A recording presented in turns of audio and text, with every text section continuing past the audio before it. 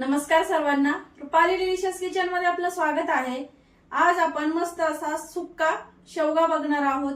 अगदी करायला सोपा आहे, बिना वाटता करायचा आहे हा शेवगा आणि खायला अगदी खूप टेस्टी लागतो। भाकरी, चपाती, वरण भातासोबत नुसतं तोंडी लावणीसाठी करू शकता आणि करायला अगदी झटपट तयार होतो। त्यामुळे व्हिडिओ स्किप न करता संपूर्ण बघा।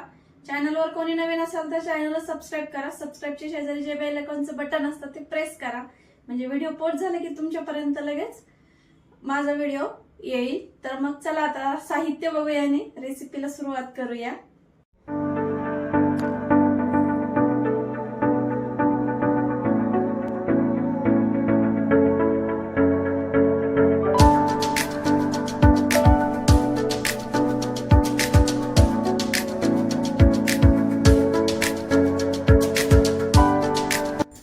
आज आपण छान अशी शेवग्याची सुक्की भाजी बघणार आहे। एकदम अशी इन्स्टंट, पटकन आणि झटपट होणारी, बिना वाटणाची आणि खायला तर एवढी टेस्टी लागते ना। तुम्ही चपाती, भाकरी, नुसतं वरण भात केला त्यासोबत तोंडी लावण्यासाठी आणि खूप छान होती ही भाजी।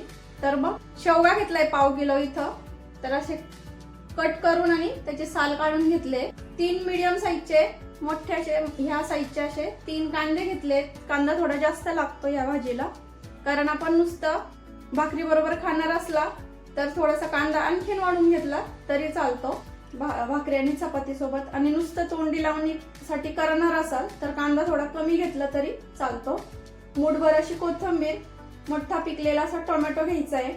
टोमॅटो पिकलेला घ्यायचा म्हणजे कलर पण छान येतो आणि आंबटपणा येत नाही भाजीला। ठेचलेला भरपूर असा लसूण, कारण याची चव सगळी लसणावर डिपेंड आहे। शेवगा असा पण असा पौष्टिकच असतो खाण्यासाठी, भरपूर असं कॅल्शियम असतं शेवग्यामध्ये, त्यामुळे शेवगा तर खाणं चांगलंच असतं। पण त्याला जोड लसूण थोडासा जास्त असला ना फोडणीला तर आणखीन शेवग्याची चव जी आहे ती दुपटीने वाढते ह्या शेवग्याच्या भाजीला, सुक्या शेंगाच्या भाजीला। तर आपण फोडणीसाठी जिरं, हा आमचा घरगुती लाल मसाला आहे, नाशिक स्पेशल लाल मसाला आणि नाशिक स्पेशल काळा मसाला। आणि या व्यतिरिक्त अजून पण मसाले मिळतात, हळद, धना पावडर, चहा मसाला, असे विविध प्रकारचे मसाले मिळतात। तुम्हाला ऑनलाईन ऑर्डर करायचे असेल तर तुम्ही करू शकता। नो कलर नो प्रिझर्वेटिव्ह अशा पद्धतीत आपण मसाले तयार करतो अगदी स्वच्छतेमध्ये। हळद पावडर, धना पावडर आणि चवीपुरतं मीठ। तर सर्वात आधी आपण आता शेवगा शिजायला टाकून देऊया। तर 1 ग्लास भरून इथं पाणी ठेवलंय मी गरम करायला, खूप जास्त ठेवायचं नाहीये। तुम्ही डायरेक्ट पण घेऊ शकता फोडणी देऊन आणि डायरेक्ट शेवगा शिजू शकता, किंवा कुकर मध्ये एका शिट्टीत पण होतो। तर थोडीशी हळद टाकणार आहे आपण आणि आळणी लागू नये म्हणून थोडंसं मीठ। आता पाण्याला छान उकळी आली आहे, तर शेवगा सोडून घेऊया। कमी टाकलंय पाणी कमी टाकलंय मी, कारण आपल्याला फेकून द्यायचं नाहीये पाणी त्यामुळं। किंवा तुम्ही डायरेक्ट पण फोडणीला टाकू शकता। कांदा टोमॅटो परतून घ्यायचा आणि डायरेक्ट शेवगा त्यामध्ये ऍड करायचा। आता मिक्स करून घेऊया आणि आपल्याला हे थोडंसं झाकण ठेवायचं आहे थोड्या वेळासाठी, आणि झाकण ठेवून छान शिजवून घ्यायचं आहे शेवगा।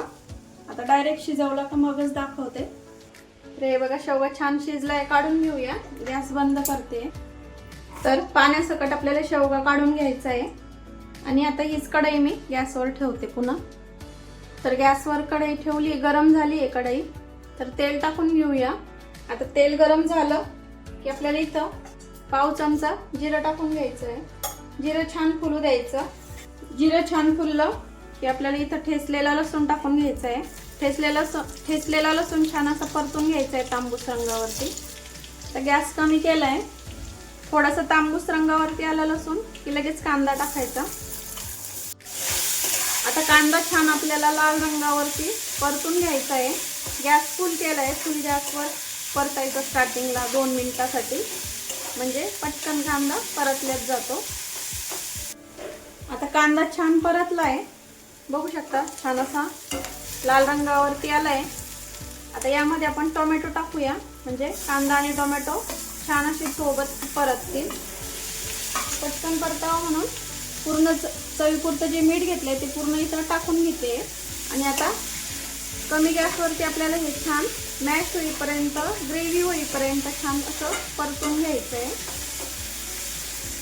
तर आपण आता सुके मसाले टाकून घेऊया. तुम्ही बघू शकता किती छान असं आपलं ग्रेव्ही तयार झालेली इथं कांदा टोमॅटोची.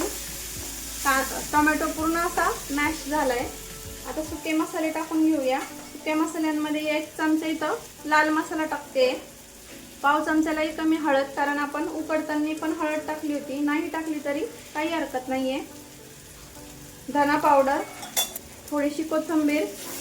आता हे छान मसाले परतून घेऊया. गॅस कमीच आहे, कमी गॅसवर परतायचे आहेत आपल्याला हे मसाले 2 मिनिटासाठी. तर तुम्ही बघू शकता मसाले परतून झाल्यावर 2 मिनिटांनी किती छान असा रंग फुलला आहे मसाल्यांचा. गॅस कमीच ठेवायचा म्हणजे मसाले करपत पण नाही आणि छान परतलेच जातात. आता आपल्याला यामध्ये शेवगा ऍड करून घ्यायचा आहे आणि पाण्यासकट ऍड करायचं आहे, म्हणजे त्याचे जे जीवनसत्व आहे ते वायाला जात नाही. आता मिक्स करूया. तर हे बघा छान असं मिक्स करून घेतलंय शेवगा सगळा. आता आणखीन थोडीशी कोथिंबीर टाकूया आपण. आधी थोडीच टाकली होती, पुन्हा मिक्स करायचं आहे कोथिंबीर. आता आपण हे असंच ठेवणार आहे आणि यावरती 2 ते 3 मिनिटासाठी पुन्हा झाकण ठेवायचं, म्हणजे जे मसाले, कांदा टोमॅटोचा जो फ्लेवर आहे तो सर्व शेंगांमध्ये उतरेल आणि शेंग खायला अशी चविष्ट लागेल. आणि शेंगांचा जो अर्क आहे तो पाण्यामध्ये येतोच, त्यामुळं मसाल्याला पण छान चव येते. तर आता 2 ते 3 मिनिटांनी पुन्हा बघूया. 2 ते 3 मिनिट झाले. आता बघूया. तर बघू शकता छान असं आपलं शेवगा मसाला किंवा सुक्का शेवग्याची शेंगाची भाजी इथं तयार झालेली आहे. शेवगा तुम्ही कुकरमध्ये शिजू शकता. 1 शिट्टी घेतली का एकदम परफेक्ट शेवगा शिजतो, अजिबात तुटत नाही किंवा शेंग फुटत नाही. आता सर्व करून घेऊया. खूप जास्त सुक्का किंवा खूप जास्त ओलसर असं झालेला नाहीये. तुम्हाला अगदी जास्त एकदम सुक्का आवडत असेल तर झाकण न ठेवता अजून 2 ते 3 मिनिट होऊ दिला तर एकदम असा सुक्का पण होतो. वरण भाताबरोबर तोंडी लावण्यासाठी करणार असाल तर तसं जरी केला तरी चालेल, पण आता हा मी भाकरी किंवा चपाती बरोबर खाणार आहे, त्यामुळे थोडासा असा ओलसर ठेवलाय. आणि बघू शकता किती टेम्पटिंग दिसतोय आणि सुगंध तर एवढा छान येतोय ना. आता गॅस बंद करते आणि सर्व करून घेऊया. तर आपला मस्त असा चमचमीत सुक्का शेवगा इथं तयार झालेला आहे खाण्यासाठी. शेवगा तर भरपूर असा गुणधर्मांनी भरलेला आहे आणि त्यासोबत असा छान सुक्का शेवगा आणि त्यासोबत वरण भात असला तोंडी लावण्यासाठी असा शेवगा केला तरी छान लागतो. तर मस्त झटपट बनणारा आपला शेवगा इथं तयार झालेला आहे.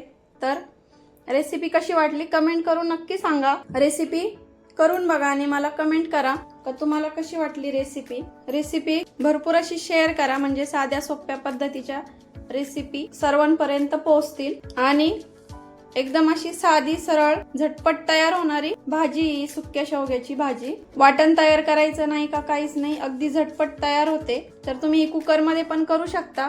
कुकरमध्ये सगळे पदार्थ परतून घ्यायचे आणि शेवग्याची शेंग टाकायची. एका शिट्टीमध्ये पण हा शेवगा तयार होतो छान असा सुक्का. अगदी फडफडीत आवडत असेल, अजून पण सुक्का आवडत असेल तर थोडा कमी गॅसवर होऊ द्यायचा अजून, म्हणजे आणखीन जास्त सुक्का होतो. आणि थोडासा ओलसर पाहिजे असेल तर थोडंसं पाणी वाढून घ्या, म्हणजे अजून थोडासा ओलसर तयार होतो. तर बघितलं ना किती झटपट तयार होतो हा शेवगा.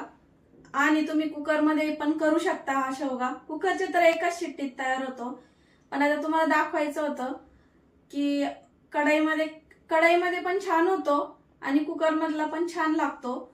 तर रेसिपी तर आवडलीच असेल, त्यामुळे लाईक शेअर सबस्क्राईब करायला विसरू नका. रेसिपी नक्की ट्राय करा, कारण घरचं जेवण हे खरंच स्वादिष्ट असतं. अशाच नवीन छान छान रेसिपींसोबत पुन्हा भेटूया.